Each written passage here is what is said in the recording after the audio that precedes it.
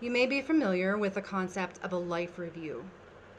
And we see this in lots of people's stories, near-death experiences, out-of-body experiences, even people who have gone into really deep, long meditations, or sometimes people who have spent a lot of time with a hospice patient, someone who is in the dying process and is kind of in and out of their consciousness in the last period of time of their life. In the Tibetan tradition, they have the Tibetan Book of the Dead, which I am not super familiar with, but I know that they also talk about a dimensional space that the soul passes through after dying, where they have a review of their life in one way or another. Based on the different accounts that I've come across, it shows up very individually and very unique. And one thing about, the very many near-death experiences, the out-of-body experience videos you watch, a lot of times there's different information, very different experiences from person to person. And that can be a little bit confusing if you've heard a lot of accounts, read a lot of stories. I believe the reason for that is that as human beings, we are all actually very different. We all know that no one has the same fingerprint, no snowflake is the same. And so the way that we are going to process information, make sense of old memories, is going to feel and look totally different from another person, and we're going to explain it in a different way. But for the most part, it seems like the outcome and the fruit of having a life review is very similar person to person. So I'm going to share a little bit about how mine has been. It's interesting because my process actually started about 6 months before I was in a car accident and had an out-of-body experience. I remember lying down to go to sleep, and I was almost asleep, but not quite. Very, very relaxed. And I was very suddenly back in a scene from my childhood where it was unpleasant. It was unpleasant. And everything about this scene from my childhood that I'd say 99% have forgotten about. I had the emotions. I had the knot in my throat, the lump in my throat. I had the racing heart. I had all the feelings that I would have had when I was that age, and I could remember every detail about the environment. I even felt like a little girl, and I didn't know what was happening to me. So I just kind of went with it. It wasn't super intense, but I still felt all the aspects of it, and I was crying, and then I went to sleep. And the next day I thought it was a little strange, like I wasn't in an active meditation. I wasn't intending to pull something like this forth. 6 months later, having car accident and out-of-body experience, during that accident, I didn't have any life review. That wasn't part of my out-of-body experience. And in the months and years that followed, I ended up having many, many flashbacks to different scenes of my life. What I've come to understand so far, and what has been true for me, is that we all have in our subconscious, like a cassette recorder with video, instead of video recorder, somewhere that's kind of locked away and hidden and not very accessible to us in day-to-day life. And everything, absolutely everything that ever happens in our life gets recorded on that 80-year-long VHS tape. And for the most part, when we're growing up, especially, if a big event happens to us, or even a small event that really affects us emotionally, our focus is just getting through it. Soothing ourselves however we can, getting help however we can, maybe acting out, getting angry, responding and reacting in the situation to try and get away from the pain. And then something happens when a major trauma or plant medicine journey or a deep meditation or a near-death experience, something happens where the play button gets pressed on the subconscious. And there's such a divine intelligence that is part of this. It's not going to be too much for a person to handle. It's going to be just enough information and memory floating through that the person can actually process. It's actually perfect, even if it's different from person to person. There's a lot of energetic and emotional charge that is hidden in that subconscious with all those memories. And those are the things that we feel in day-to-day life.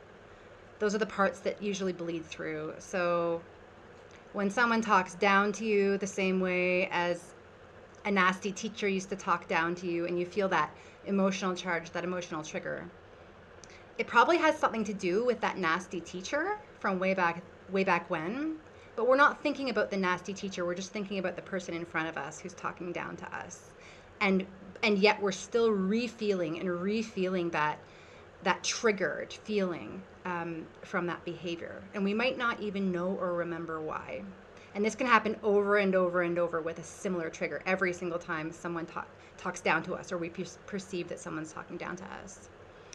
And with a life review, even though it can be very, very painful and uncomfortable and kind of like, for me, life pausing while something comes through for me, the amazing thing is a big understanding comes of why I'm getting triggered in day-to-day life by the way things go. Because in this life review, the whole purpose is to show us the original event where we first felt that negative emotion, where we've been carrying that around, but we couldn't necessarily place it. We've just been feeling that feeling.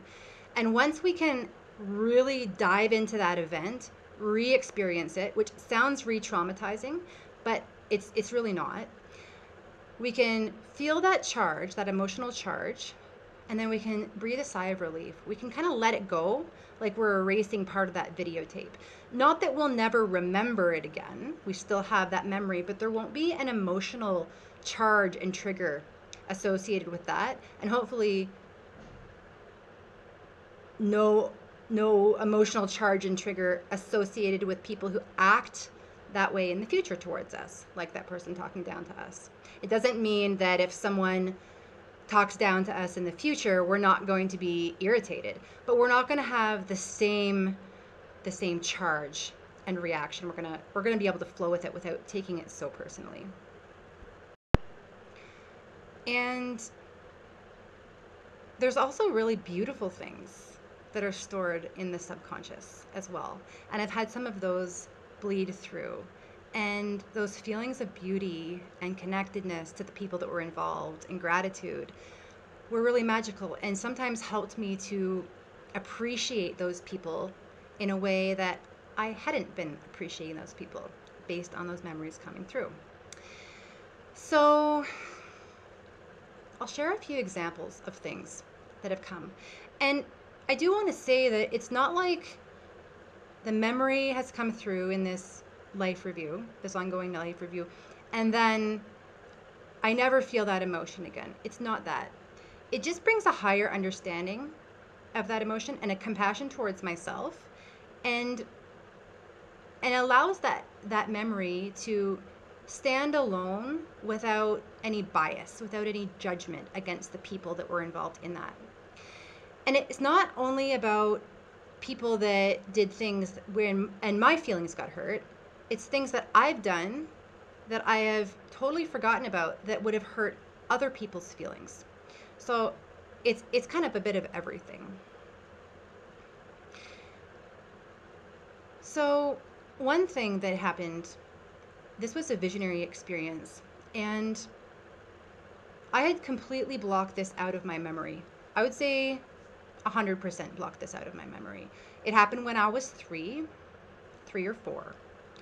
And I was being babysat by my grandma, and she needed to go to a funeral, an open casket funeral. And so I went with her, and in my flashback, I could see everything in that funeral room.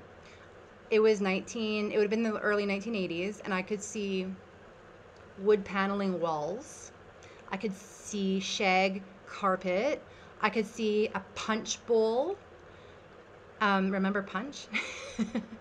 A plastic punch bowl. I could see egg salad sandwiches cut in four with the crust cut off.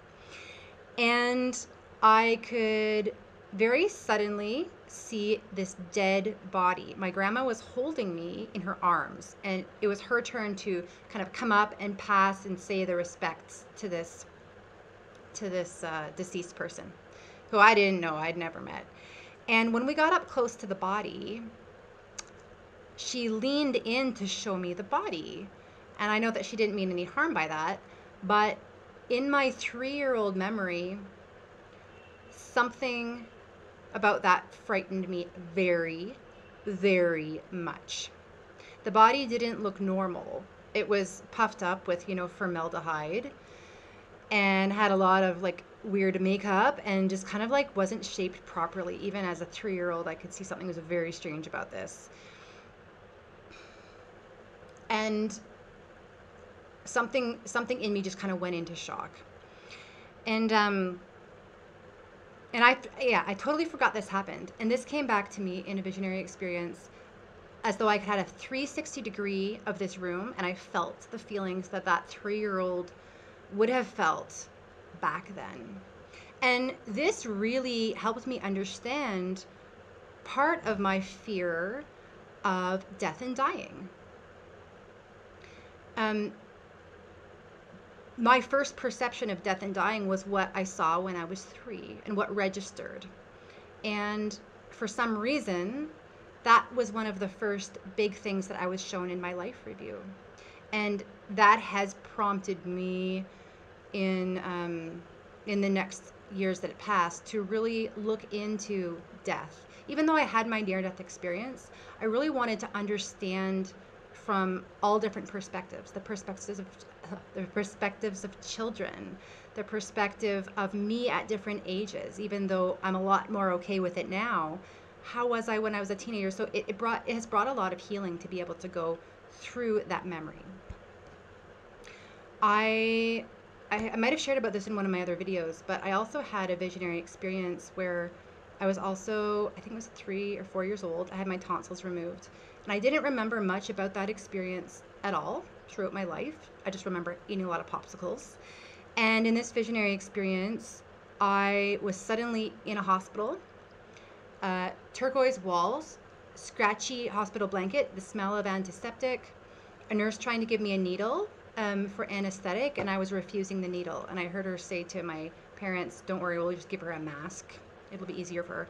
And then they took me to an operating room, and they put a mask on my face. And in real life, I would have just fallen asleep and remembered nothing.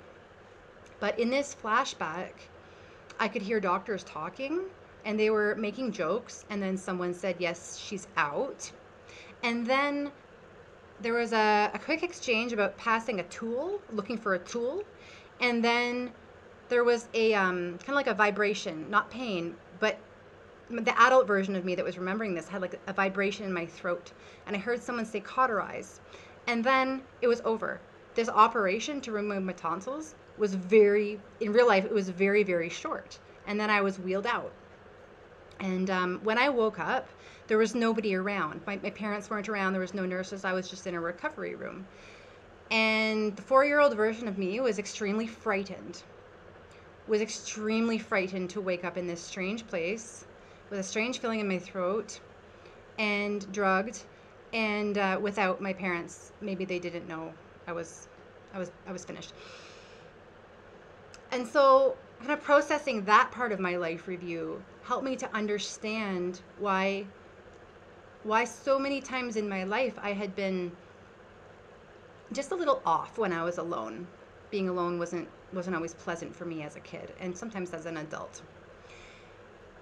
And so during this part of the life review, I was feeling the feelings as an adult. I was releasing them. I was letting them move through. That's the important part.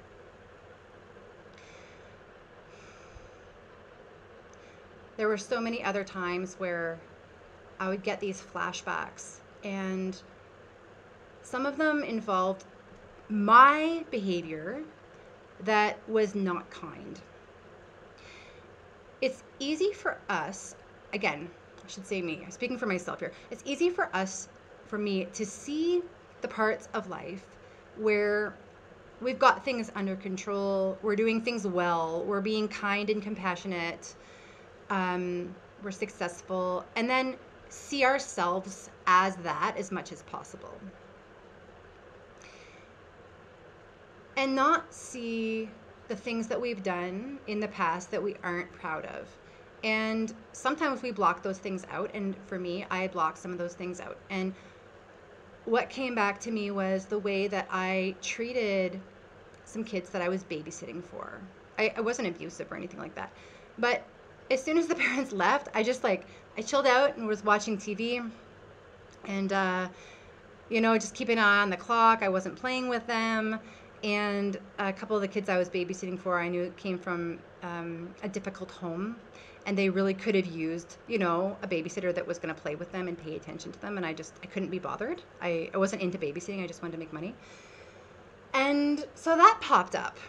And in this piece of my life review, I felt really, really bad. I felt really, and it sounds like a bit of a nothing, but it really was not. It was really not caring to those kids who clearly needed someone to show up for them. And yet, as an adult, I had always thought of myself as someone that was nice to kids my whole life. I just kind of thought of myself as that person. But the truth was, no, there was many other situations where I was not nice to kids that were younger than me, that I bullied, like younger relatives that I had that I would, laugh at and bully and do things like that. And I had conveniently forgotten about those things.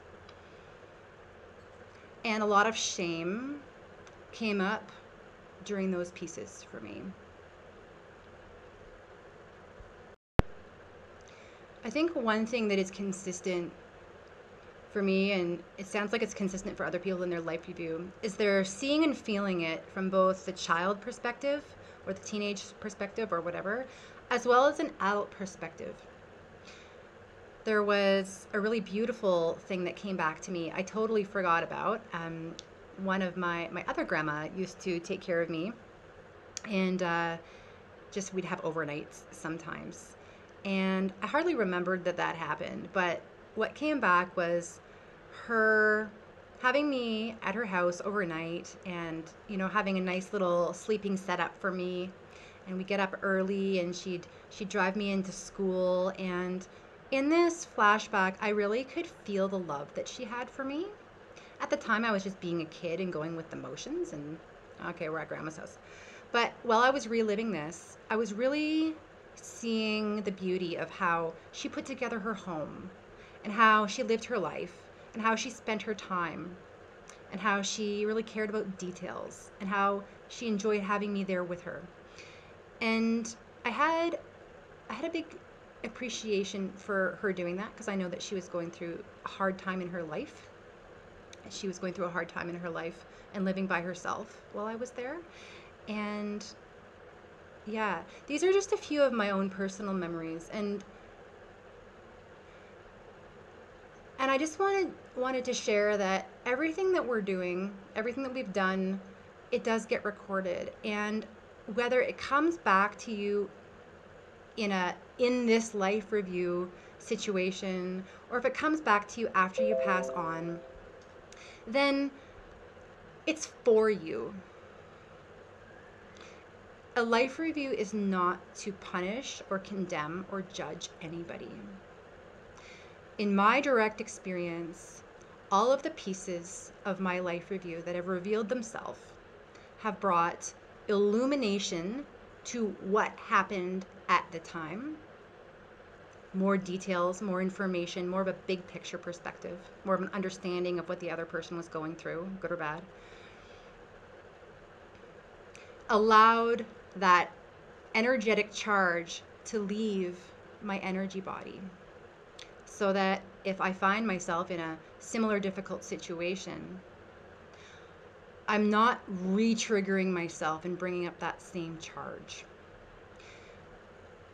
So don't be afraid of the life review after death. Don't be afraid of it somehow happening in this life. It's actually a really freeing, beautiful process that can have some very difficult, intense emotions, but that it's very natural and it's part of the divine process.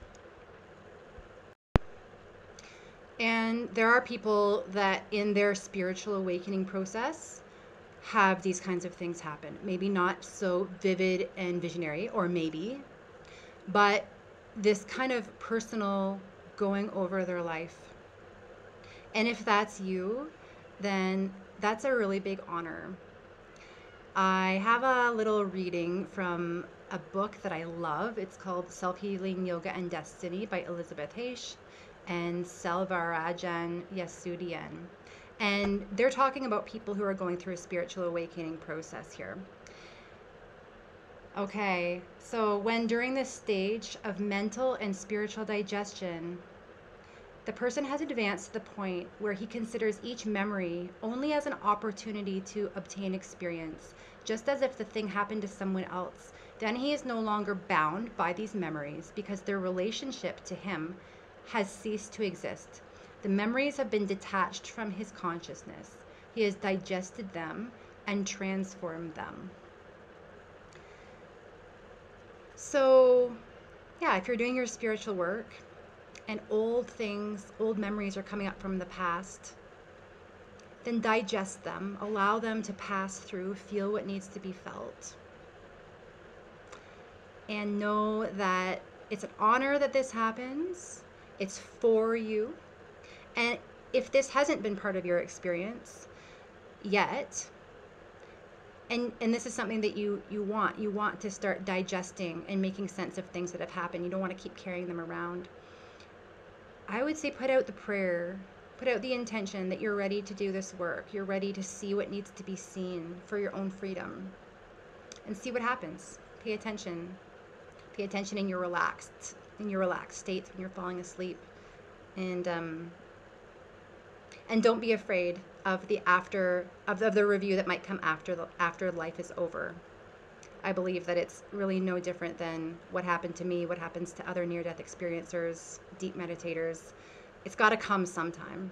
So I think that's all.